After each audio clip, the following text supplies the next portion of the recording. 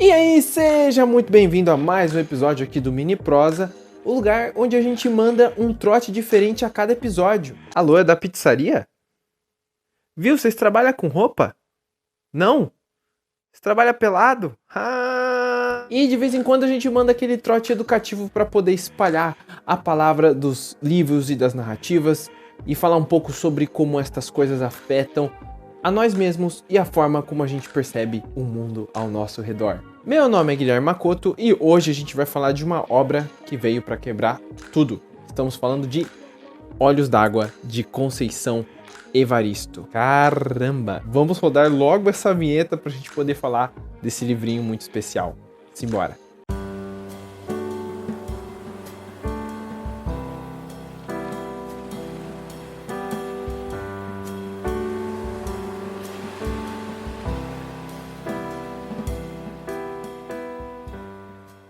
Maria da Conceição Evaristo de Brito é romancista, contista e poeta. Ela é mestra em literatura brasileira pela PUC do Rio de Janeiro e ela também é doutora em literatura comparada pela UF, a Universidade Federal Fluminense. Ela nasceu em 1946 e ela é lá de Belo Horizonte, Minas Gerais, né? Ela trabalhou como empregada doméstica até 1971, conciliando aí os estudos com o trabalho. E foi nesse ano de 1971 que ela conclui os estudos secundários. E aí, em 1973, ela se muda para o Rio de Janeiro. E lá, ela forma-se em letras pela Universidade Federal do Rio de Janeiro. Logo depois, ela ingressou no mestrado de literatura brasileira pela PUC e foi assim que ela se tornou mestra. Aí ela passa a ter uma forte participação em revistas e publicações nacionais e internacionais que tem por tema a afrobrasilidade. Ela estreou na literatura em 1990, com obras publicadas na série Cadernos Negros. E suas obras abordam temas como a discriminação racial, de gênero e de classe. Aí aqui eu achei legal até citar essa entrevista que está passando aqui na tela, porque ela vai dizer o seguinte, a respeito de coisas que marcam a escrita dela, né? E ela vai dizer que talvez o que marque a minha escrita é essa tentativa de criar um texto literário que possa revelar a minha subjetividade de mulher negra na sociedade brasileira. E também uma tentativa de criar um texto que se distancie o máximo possível de uma literatura que nos estereotipiza. Aí só um adendo, além desse livro muito importante que foi lançado em 2014, a Conceição Evaristo ela tem uma outra publicação, um romance, que se chama Ponciá Vivêncio, que foi publicado em 2003 e que também fez bastante sucesso, foi uma obra muito comentada. Mas agora voltando aqui a falar do Olhos d'Água, a explicar uma espécie de sinopse aqui, é um livro de contos que vai focar no cotidiano, nas vivências de várias personagens aí negras, né? E a Conceição Evaristo então vai criar esse painel com todas essas vivências, com toda essa diversidade de existência. E para falar desse livro eu queria falar de riqueza. Essa obra, na minha opinião, ela tem uma riqueza, uma tridimensionalidade muito legal e eu vou tentar falar um pouco sobre isso. Eu separei aqui alguns tesouros que você vai poder adquirir lendo, na leitura deste livro. Tesouro número 1, o primeiro tesouro tem a ver com a diversidade. A diversidade de vivências que a Conceição Evaristo é capaz de retratar nesses diversos contos que ela escreveu aqui. Quando ela diz que ela está trabalhando em uma literatura que não estereotipize, que justamente crie essa diversidade, aqui é uma verdade absoluta nesse livro. Em um dos contos, que se chama Ana da Venga, que vai focar na história dessa Ana da Venga, que ela é esposa de um bandido.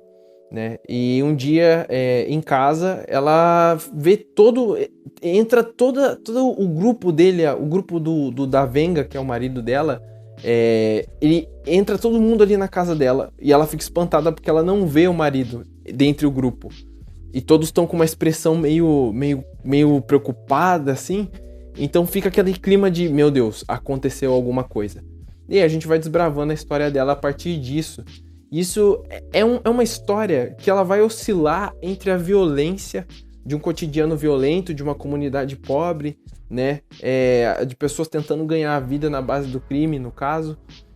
Só que essa violência entra em contraste com o sofrimento, com a dor e com o amor. O amor que a Ana ela tem realmente pelo marido ali. Agora, por exemplo, puxando aqui de outras histórias, que é a primeira história que vai dar título a esse livro, que é o Olhos d'Água, ou se não uma lá da frente que vai chamar Duzu Querença. Essas duas histórias elas vão falar muito de ancestralidade, né, dessa relação com o passado, da força que o passado traz. Na primeira história, Olhos d'Água, a gente vai ver uma mulher que ela desperta tentando lembrar a cor dos olhos da mãe dela, né? E conforme a história vai progredindo, ela vai se lembrando que a cor dos olhos da mãe era uma cor de água, uma cor aguada, uma cor de lágrimas, né? Mas isso também tá muito forte nessa história que eu falei, que é o Duzu Querença, a Duzu Querença, né? É uma história muito, muito forte. Ela começa com essa cena dessa moradora de rua se alimentando de restos de comida ali na frente da igreja. E, cara, a gente começa a viajar pela cronologia da vida dessa mulher e conhecer os parentes, os filhos, as mães que ela teve. Então aqui de novo, né, colocando esse laço com o passado, esse laço às vezes sofrido, mas que também tem espaço para reinvenção, que também tem espaço para você reinventar, se reinventar, em alguns casos, não em todos. Mas de novo, eu só tô falando isso para ilustrar a diversidade das histórias que a Conceição conseguiu construir nesse livro. O segundo tesouro que eu queria falar tem a ver com a forma do conteúdo, tem a ver com a forma como a Conceição ela escreve. Porque, cara, é uma cadência, é um ritmo. Ela é considerada uma escritora que tem uma melodia nas palavras, né?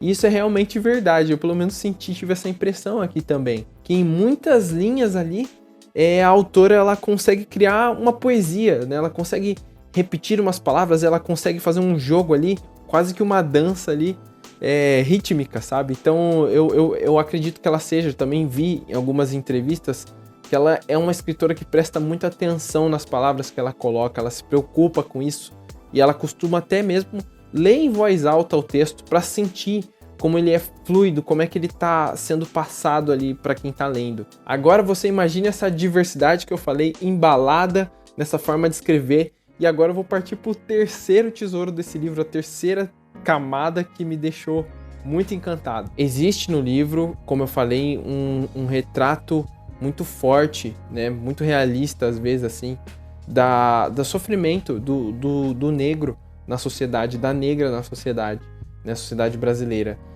Só que uma coisa que difere, por exemplo, esse livro, essa forma da Conceição colocar a cor negra, de, por exemplo, aquele conto lá do Monteiro Lobato, Negrinha, né?